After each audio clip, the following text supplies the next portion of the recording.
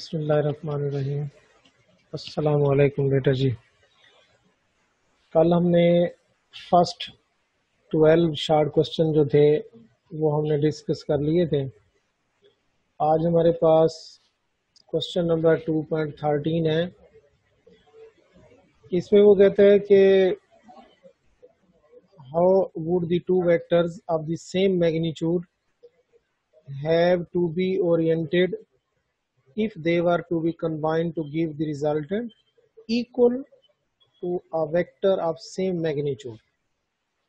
یعنی آپ نے یہاں یہ بتانا ہے کہ ہم کس طرح دو ویکٹرز ہوں، ان کا میگنیچیوڈ سیم ہو، ہم نے ان کو اس طریقے سے اورینٹیڈ کرنا ہے کہ جب ان کو ہم کمبائن کریں تو ان کا جو ریزلٹنٹ ویکٹر ہو وہ بھی میگنیچیوڈ میں ان کے برابر ہو، سیم ہو۔ تو how is it to be oriented، آپ اس کو کیسے اورینٹیٹ کریں گے؟ تو اس کا جواب یہ ہے it is only possible when angle between two vector is 120۔ جب دو ویکٹرز کے درمیان 120 کا اینگل موجود ہو تو پھر یہ ہوتا ہے کہ ان دو ویکٹرز کا جن کا میگنیچیوڈ سیم ہو تو ان کا جو ریزلٹنٹ ہوتا ہے وہ بھی میگنیچیوڈ میں ان کے کیا ہوتا ہے، برابر ہوتا ہے 120 کے اینگل پہ۔ یہ بات آپ باقاعدہ طور پہ پروف کی شکل میں دیکھ سکتے ہیں۔ آپ کو اگزامپل نمبر ملے گی 2.3، اپنی ٹیکسٹ بک میں دیکھیں گے اگزامپل نمبر 2.3، وہاں پہ وہ سالو کی ہوئی ہے۔ یہی کوسچن ہے کہ دو ویکٹرز ہیں، سیم میگنیچیوڈ ہے، تو ان کا جو ریزلٹنٹ ہے وہ بھی میگنیچیوڈ میں ان کے برابر ہے، تو ان کا جو اینگل ہے وہ 120 ہوتا ہے۔ باقاعدہ طور پہ پروف آتا ہے، وہاں پہ آپ چیک کر سکتے ہیں۔ یعنی 120 کے اینگل پہ دو ویکٹر جن کا میگنیچیوڈ سیم ہو ان کا ریزلٹنٹ بھی میگنیچیوڈ میں ان کے برابر ہوتا ہے۔ اس کے بعد شان یہ سلائیڈ نہیں جا رہا،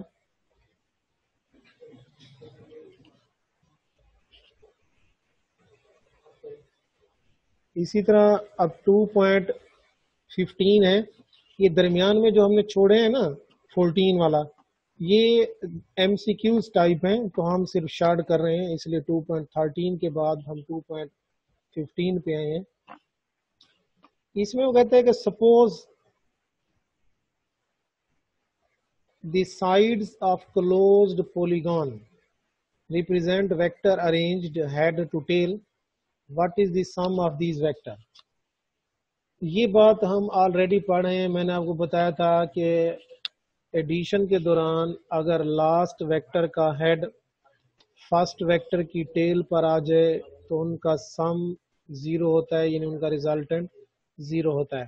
تو یہ وہی چیز ہے، ایک کلوز پولیگون ہے، آپ کے سامنے اس کی ڈائیگرام ریپرزینٹ کی گئی ہے، تو some of these vector will be 0۔ Reason اس کا یہ ہے کہ head of the last vector coincides with the tail of the first vector, یہاں آپ کو شو بھی کیا گیا ہے، اس لیے ان کا ریزلٹنٹ کیا ہوگا، 0 ہوگا۔ جب بھی کسی شارٹ آنسر کو لکھا کریں نا، یہ سٹائل ہوتا ہے جو یہاں سامنے لکھا ہوا ہے، پہلے اس کا ڈائریکٹ آنسر لکھو، پھر اس کے بعد اس کا ریزن بتاؤ، تاکہ چیک کرنے والے کو یہ بات کلیئر ہو کہ اس نے جواب بھی دیا ہے اور ساتھ ریزن بھی دیا ہے۔ آپ نے اس کو جواب دیا کہ some of these vector will be 0، پھر آپ نے اس کا ریزن بتایا کہ ریزن کیا ہے۔ ہیڈ ٹو ٹیل رول جب ہم اس کو ایڈ کر رہے ہیں تو لاسٹ ویکٹر کا ہیڈ فرسٹ ویکٹر کی ٹیل سے کنسائڈ ہو گیا ہے، اس لیے ان کا ریزلٹنٹ 0 ہوگا۔ اس کے بعد 16 بھی ایم سی کیوز ٹائپ ہے، اس کو چھوڑ دینے لینتھی۔ 17 پہ آ جائیں، 2.17، اس میں وہ کہتے ہیں کہ if all the components of the vectors a1 a2 were reversed، اگر ہم تمام کمپوننٹس یعنی ویکٹر A1 کے بھی اور A2 کے بھی ریورس کر دیں تو how would this alter A1 cross A2۔ alter کا مطلب ہوتا ہے چینج کرنا، تو A1 cross A2 کے پروڈکٹ پر کیا اثر پڑے گا۔ تو یہ بات آلریڈی میں آپ کو ٹارک والے ٹاپک میں سمجھا آیا ہوں کہ جو ویکٹر پروڈکٹ ہوتا ہے وہ کموٹیٹو پراپرٹی نہیں رکھتا۔ تو اس کا مطلب یہ ہوا کہ آرڈر بدلنے سے آپ کا پروڈکٹ چینج ہو جاتا ہے۔ تو میں نے آپ کو ٹارک میں ایک بات لکھوائی تھی کہ اگر کسی ایک کی ڈائریکشن کو آپ ریورس کریں گے، if direction of any one vector is reversed then the direction of product vector also reversed، وہ بھی ریورس ہو جائے گی کیونکہ جمع نفی نفی ہوتا ہے. لیکن میں نے آپ کو بتایا تھا کہ if the direction of both vectors are reversed then no change in the direction of the product vector، کیونکہ نیگیٹو نیگیٹو پلس ہوتا ہے. تو یہاں دیکھو سوال میں یہ کہا گیا ہے کہ if all the components of vector a1 and a2 were reversed، تو اس کا مطلب ہے کہ دونوں ویکٹر کے کمپوننٹ ریورس ہو رہے ہیں. تو یہاں یہ ثابت ہوا کہ it would not change, change نہیں ہوگا. ریزن وہی ہے جو میں نے آپ کو سمجھایا کہ نیگیٹو جو ہوتا ہے وہ پلس ہوتا ہے، یعنی -1 کا اسکیئر ہوتا ہے. آپ ریزن میں جسٹ یہ بھی لکھ سکتے ہیں بیکاز -1 کا اسکیئر از اکول ٹو +1 ہوتا ہے. تو یہاں پہ دیکھیں اگر all the components of vector a1 and a2 reverse کریں گے، یعنی اگر آپ نیگیٹو لیں گے ویکٹر a1 اور a2 کا، تو -1 ملٹیپلائی بائی انٹو -1، تو یہ سیم رہے گا کیونکہ -1 کا اسکیئر پلس ہوتا ہے. اس کے بعد 2.18 ہے جو بہت اہم ہے. وہ کہتے ہیں نیم دی 3 different conditions that could make a1 cross a2 is equal to 0. آپ نے پاسبل 3 کنڈیشنز بتانی ہیں، 3 پاسبل کنڈیشنز آپ نے بتانی ہیں جو کہ دو ویکٹر کا کراس پروڈکٹ آپ کو 0 دے. یعنی 3 پاسبلٹی بتائیں جن سے دو ویکٹرز ہیں a1 اور a2، ان کا کراس پروڈکٹ ایکول ٹو کیا ہو، 0 ہو. تو ایک تو بڑی سمپل سی کنڈیشن ہے، آپ جانتے ہیں کہ کراس پروڈکٹ میں سائن تھیٹا ہوتا ہے. تو ایک کنڈیشن تو یہ ہے کہ ان دونوں ویکٹرز میں سے کسی ایک ویکٹر کا میگنیچیوڈ 0 ہو. دیکھیں فرسٹ کنڈیشن لکھی ہوئی ہے کہ a1 یا a2 از اے نل ویکٹر، مطلب 0 ہو. تو آپ کو پتہ ہے جب دو چیزیں ضرب کھاتی ہیں ایکویشن میں دیکھیں تو جواب 0 آئے گا. تو یعنی اگر a1 0 ہے تب بھی پروڈکٹ 0 ہوگا، اگر a2 0 ہے تب بھی پروڈکٹ 0 ہوگا. دوسری پاسبلٹی یہ ہے کہ یہ دونوں پیرالل ہوں. آپ جانتے ہیں جب پیرالل ہوں تو تھیٹا 0 بنتا ہے اور سائن 0 کی قیمت 0 ہوتی ہے، تو آپ کا کراس پروڈکٹ 0 ہو جائے گا. تیسرا آپشن یہ ہے کہ a1 اور a2 اینٹی پیرالل ہوں. جب اینٹی پیرالل ہوں گے تب بھی تھیٹا 180 بنتا ہے اور سائن 180 بھی 0 ہوتا ہے. یہ بات آپ آلریڈی پڑھ رہے ہیں، سائن 0 بھی 0 ہوتا ہے اور سائن 180 بھی 0 ہوتا ہے، اس لیے کراس پروڈکٹ کیا ہوگا، 0 ہوگا. یہ تو ہے کراس پروڈکٹ. اب بیٹا جی اگر آپ سے چیپٹر کے اندر سے اسی شارٹ آنسر کو اور طریقے سے پوچھا جائے، یعنی a1 cross a2 is equal to 0 کی بجائے آپ سے پوچھا جائے کہ a1 dot a2 is equal to 0، what are the possible 3 conditions. یعنی کراس کی بجائے اگر آپ کو ڈاٹ دے دیا جائے، یہ میں آپ کو ایکسٹرا شارٹ کوشچن بتا رہا ہوں، تو تب بھی آپ نے گھبرانا نہیں ہے. آپ نے اسی طرح کی 3 کنڈیشن لکھ دینی ہے کہ کس طریقے سے اگر آپ کے پاس ڈاٹ پروڈکٹ ہے تو ان کا پروڈکٹ 0 کب ہوگا. 3 کنڈیشنز بتائیں تو اس میں ایک یہی لکھ دینا پہلی کنڈیشن میں کہ if a1 is equal to 0 but a2 is not equal to 0، اور دوسری میں لکھ دینا a2 is equal to 0 but a1 does not equal to 0، اور تیسری میں لکھ دینا when a1 and a2 are perpendicular to each other، کیونکہ آپ جانتے ہیں ڈاٹ میں cos تھیٹا ہوتا ہے اور cos 90 0 ہوتا ہے، cos 90 0 ہوتا ہے، تو اس لیے ڈاٹ پروڈکٹ 0 ہوگا. دوبارہ سن لیں، اگر آپ سے سوال پوچھا جاتا ہے کہ دو ویکٹر کا ڈاٹ پروڈکٹ ایکول ٹو 0 ہوگا،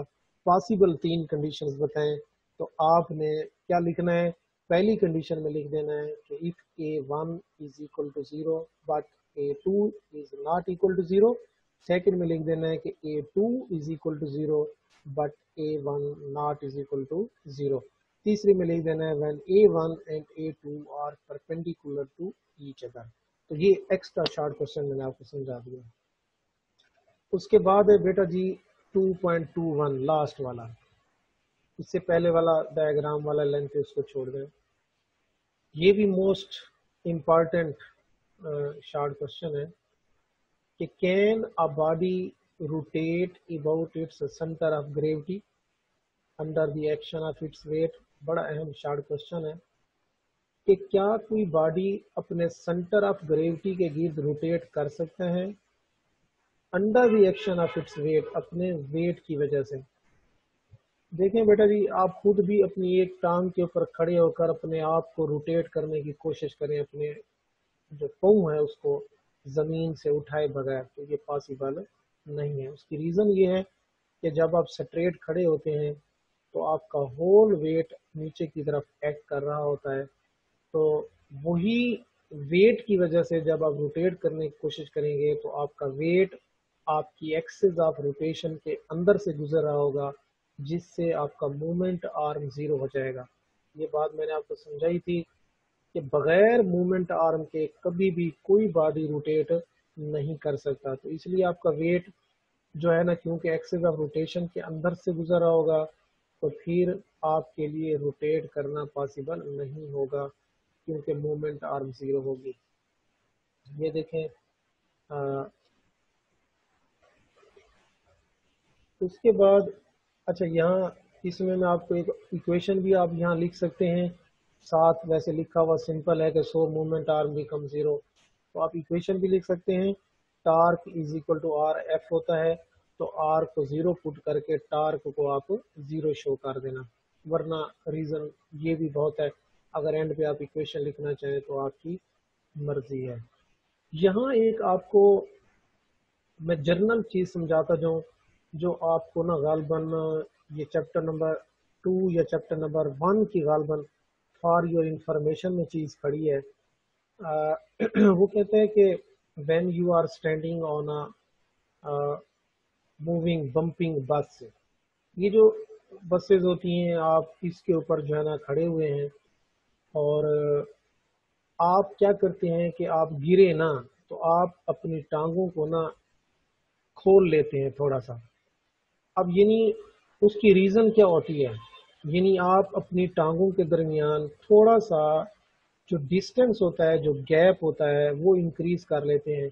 ऐसा क्यों करते हैं ये मैं आपको रीज़न समझा दूं कि जब भी आप इस तरह ऊपर यानी बस चल रही है, आप बस की छत के ऊपर खड़े हैं और आप चाहते हैं कि आप गिरे ना, तो आप बजाय इसके कि अपनी टांगों को स्ट्रेट जब खड़े हैं मिला के रखें, आप उनके दरमियान थोड़ा सा गैप इंक्रीज करेंगे। तो याद रखना, जैसे ही आप थोड़ा सा गैप इंक्रीज करेंगे तो आपका जो सेंटर ऑफ ग्रेविटी होता है वो थोड़ा सा लोअर्ड हो जाता है, नीचे हो जाता है।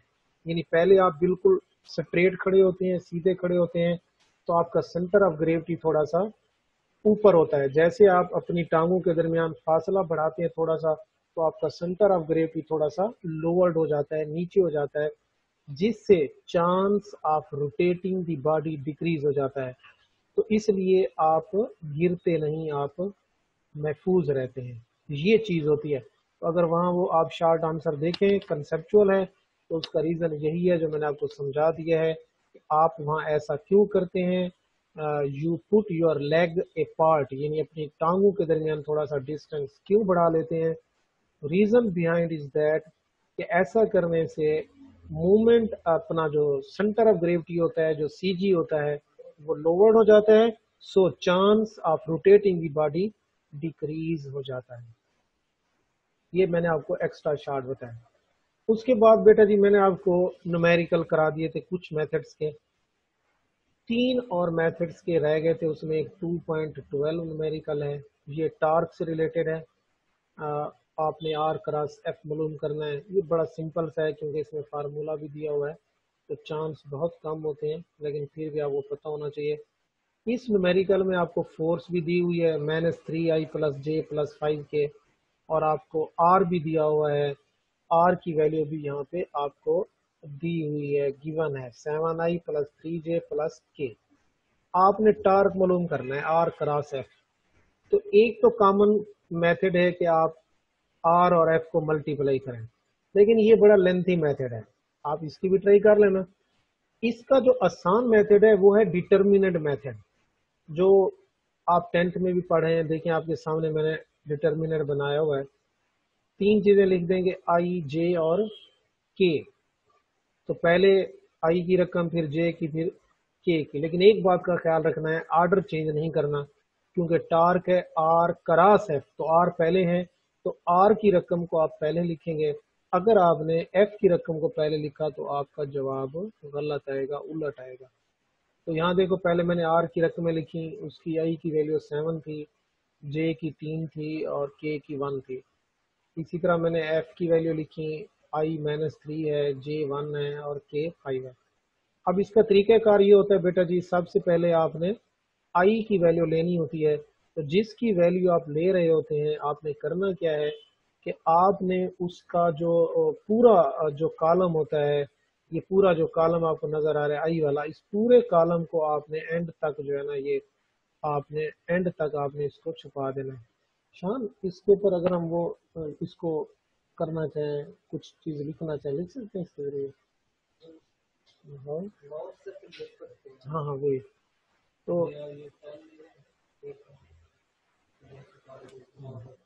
اچھا, اب یہ دیکھیں, تو آپ نے آئی کی ویلیو لینی ہے, تو آپ نے اس سارے کو جو ہے نا ایسے, یہ والی چیز جو ہے یہ آپ نے چھپا دینی ہے, اور آپ نے یہ والی چیز بھی چھپا دینی ہے, یہ ختم کر دینی ہے. ٹھیک ہے, جب یہ آپ ختم کر دیں گے, اب آپ کے پاس کیا بچا ہوا ہے, اب آپ کے پاس غور کریں تو آپ کے پاس صرف یہ رقم بچی ہوئی ہے, یہ والی, یہ رقم آپ کے پاس بچ گئی ہے. تو اس کا طریقہ کار یہ ہوتا ہے ملٹیپلائی کرنے کا. سب سے پہلے آپ نے لیفٹ سے رائٹ کی طرف ملٹیپلائی کرنا ہوتا ہے, ایسے, یہ آپ نے ضرب دینی ہوتی ہے اس طریقے سے. تو یہ کیا بن گیا, 5 ضرب 3 15 آ گیا. اس کے بعد مائنس, پھر آپ نے یوں ضرب دینی ہوتی ہے ایسے, یہ آ جائے گا 1 ملٹیپلائی بائی 1, تو یہ کیا آ جائے گا 1. تو آپ کا جواب کیا آیا, 15 - 1. اب اس کو ختم کرنا ہے. تو یہ جو ہے نا, تو اسی طریقے سے اب جب جے کی باری آئے گی تو آپ نے نا پہلے جے کے ساتھ نیگیٹو لگا دینا ہے, صرف جے کے ساتھ نیگیٹو آئے گا. اس کا ریزن میں آپ کو بتاتا ہوں کیوں, پہلے طریقہ سمجھ لیں. تو جب جے کی باری آئے گی تو آپ نے اس جے والے کالم کو اور آپ نے یہ سامنے والے کالم کو, اس کو آپ نے اڑا دینا ہے, غائب کر دینا ہے. تو اب آپ کے پاس کیا بچا, 7 1 -3 اور 5 بچا. تو اس کو ضرب کیسے دیں گے, میں نے آپ کو ابھی بتایا کہ آپ نے لیفٹ سے رائٹ کی طرف پہلے ملٹیپلائی کرنا ہے, یعنی 7 کو آپ نے 5 سے ملٹیپلائی کرنا ہے. تو یہ کتنا آ جائے گا, 35 آ جائے گا. پھر آپ نے 1 کو 3 سے ملٹیپلائی کرنا ہے, تو 3 آ جائے گا. یہ درمیان میں یہاں غلطی سے جو ہے نا اپنا اس نے ڈائریکٹ لکھا ہوا ہے پلس, اصل میں مائنس ہوگا. تو کیونکہ یہ مائنس کا 3 ہے تو مائنس مائنس درمیان میں کیا ہو گیا ہے, پلس ہو گیا. اس کے بعد یہ کلیئر کس میں تھا شان, ریموو, اچھا اچھا, یہ کلیئر, یہ کیا کرنا ہے, ڈرائنگ. اچھا, اب اس کے بعد نیکسٹ بیٹا جی یہ کے آئے گا. تو کے کی جب باری آئے گی تو کے والے آپ نے کالم کو اور اس کے سامنے والے کالم کو یہ ختم کر دینا ہے. اب آپ کی کب بچہ 7 3 -3 اور 1. اس کو ملٹیپلائی کیسے کریں گے, یہ دیکھیں لیفٹ سے رائٹ کی طرف, پہلے 7 نے 1 سے ضرب کھائی, 7 آ گیا, درمیان میں مائنس ہوگا. تو جب 3 ملٹیپلائی ہوگا -3 سے تو -9 ہوگا, تو مائنس مائنس درمیان میں کیا آ گیا, پلس آ گیا. تو اب آپ کا آنسر دیکھیں کیا آ گیا, 15 میں سے 1 گیا 14, اور 35 اور 3 کتنا ہوا, 38, اور 9 اور 7 کتنا ہوا, 16. یہ یونٹ لکھا ہوا ہے, یہ آپ کا جواب ہے. یعنی بڑا ہی سمپل سا یعنی یہ میتھڈ ہے, اس کو ڈٹرمیننٹ میتھڈ کہتے ہیں. اس طریقے سے جب بھی کراس پروڈکٹ آپ نے معلوم کرنا ہو تو آپ ڈٹرمیننٹ میتھڈ سے معلوم کریں گے. क्लियर हो गया होगा। दोबारा मैं आपको बता देता हूँ, जब आई की वैल्यू लेनी है तो आई वाले पूरे कॉलम को आपने ऐसे ख़त्म कर देना है, सामने वाले को भी ख़त्म कर देना है, बाकियों को आपने क्रॉस मल्टीप्लिकेशन करनी है। क्रॉस मल्टीप्लिकेशन करनी है, सबसे पहले लेफ्ट से राइट को ज़रब देना है, दरमियान में माइनस होगा, फिर आपने राइट से लेफ्ट की तरफ ज़रब देनी है। तो इसी तरह जब जे की बारी आएगी तो मैंने आपको बताया कि जे की जब बारी आए तो आपने माइनस लेना है। इसकी क्या रीज़न है? इसकी रीज़न ये है बेटा जी कि मैथ का ये असूल है कि जब जे की बारी आए तो क्रॉस मल्टीप्लिकेशन में आर्डर चेंज हो जाता है। यूजुअल हम लेफ्ट से राइट की तरफ मल्टीप्लाई करते हैं पहले, लेकिन जब जे की बारी आए तो असूल ये कहता है कि पहले आपने लेफ्ट से राइट की तरफ मल्टीप्लाई करना है। तो हम इस चीज से बचने के लिए कि भाई एक चीज के लिए हम कैसे आर्डर चेंज करें, तो हम बाहर ही आर्डर चेंज कर देते हैं, यानी प्लस की जगह हम क्या ले लेते हैं, माइनस। इसलिए हमें अंदर क्रॉस मल्टीप्लिकेशन करते हुए हमें आर्डर बदलने की जरूरत नहीं होती, हम सब में एक जैसी ज़रब देते हैं। क्लियर हो गया? उसके बाद ये आपके पास आ गया शान। अब ये स्लाइड क्यों नहीं चेंज हो रही?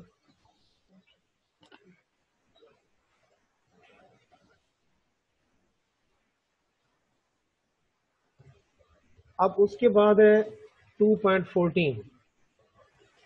2.14 बड़ा अहम न्यूमेरिकल है। Magnitude of dot and cross product of two vectors are 6√3 and 6। यानी दो वेक्टर्स का अगर आप डॉट लेते हैं तो वो आता है 6√3, और अगर उस क्रॉस प्रोडक्ट लेते हैं तो उसका मैग्नीट्यूड आता है 6। आपने एंगल मालूम करना है। तो देखें, आप जानते हैं कि ए dot B A B cos theta होता है, यानी ए डॉट बी का magnitude A B cos theta होता है, उसकी कीमत है 6√3। जबकि क्रॉस प्रोडक्ट का मैग्नीट्यूड लें तो वो आता है ए बी साइन थीटा, और उसकी कीमत आती है 6। अब आप डिवाइड कर दें इक्वेशन नंबर 2 को बाई इक्वेशन नंबर 1, तो ए बी साइन थीटा बटा A B cos theta is equal to 6/6√3। 6 से 6 कैंसिल हो जाएगा, तो 1/3 अंडर रूट आ जाएगा। साइन ओवर कॉस टेन होता है, और theta is equal to tan inverse 1/√3। 1/√3 जो है ये 30 आता है, ये आगे 0 लिखा हुआ है, ये गलत है, 300 नहीं है, ये 0 डिग्री वाला है, ये 30 डिग्री आपका जवाब आएगा। और वैसे भी इसको जबान याद रखो, 1/3 अंडर रूट का टेन इनवर्स 30 डिग्री होता है। ये बड़ा अहम और सिंपल न्यूमेरिकल है। उसके बाद 15 है। एक 10 न्यूटन का लोड है, उसको सस्पेंड किया गया है क्लॉथ लाइन से। जैसे ही लोड लटकाते हैं तो उसमें डिस्टार्शन पैदा होते है, खिंचाव पैदा होता है, जो हॉरिजॉन्टल के साथ 15 का एंगल बनाते हैं। ये 15th लिखा हुआ है, ये गलत है। 15 के ऊपर असल में क्या है, शान इसको कहाँ से ले कर आए? अच्छा, ये ड्राइंग, ये आगे, ये यहाँ पे बेटा जी एंगल है, ये डिग्री की निशानी है, 15 है विद दी हॉरिजॉन्टल। तो ये भी इसके ऊपर जो है ना, ये एंगल है इस तरह, ये चीज़ नहीं है, 15 एंगल है। तो वो कहते हैं टेंशन को फाइंड आउट करें। तो टेंशन जब हम फाइंड आउट करेंगे तो अब इसके साथ तो ये स्लाइड नहीं करेगी।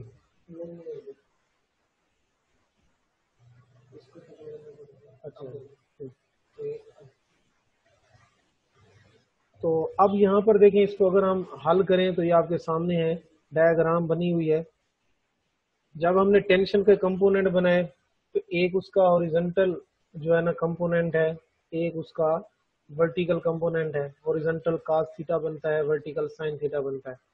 तो अगर आप cos को देखें, दोनों अपोजिट हैं, तो इनका सम 0 होगा, कट जाएगा। तो सिर्फ हम स्लाइड नहीं कर रहे थे।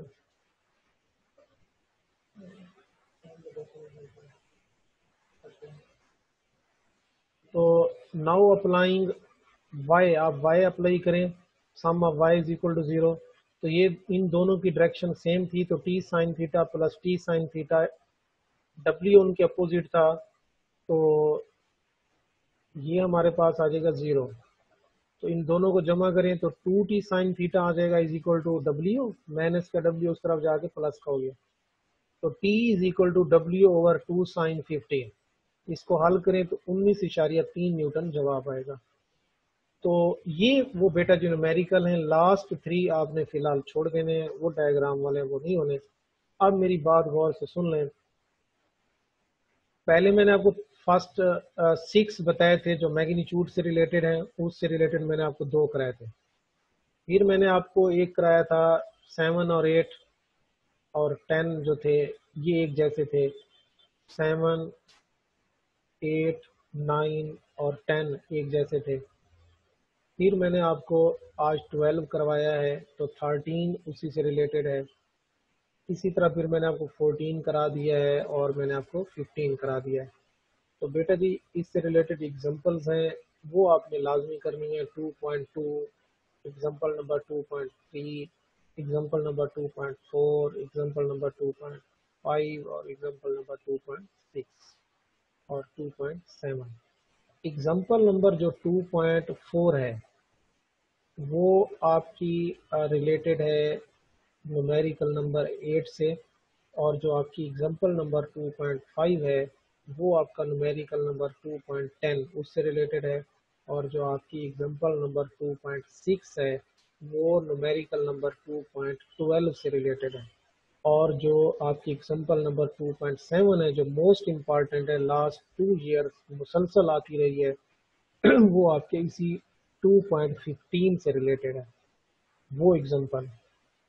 बाकी एग्जांपल नंबर 2.2 और 2.3 ये दोनों जो हमने टॉपिक पढ़ा था addition of vector by rectangular component method उससे रिलेटेड है, तो ये आप एग्जांपल भी करेंगे। एक यहाँ न्यूमेरिकल अब मिस हो गया है 2.11, लेकिन मैंने आपको क्रॉस प्रोडक्ट वाला समझाया है तो वो आप इजीली कर लेंगे, उसको आप देख लेंगे।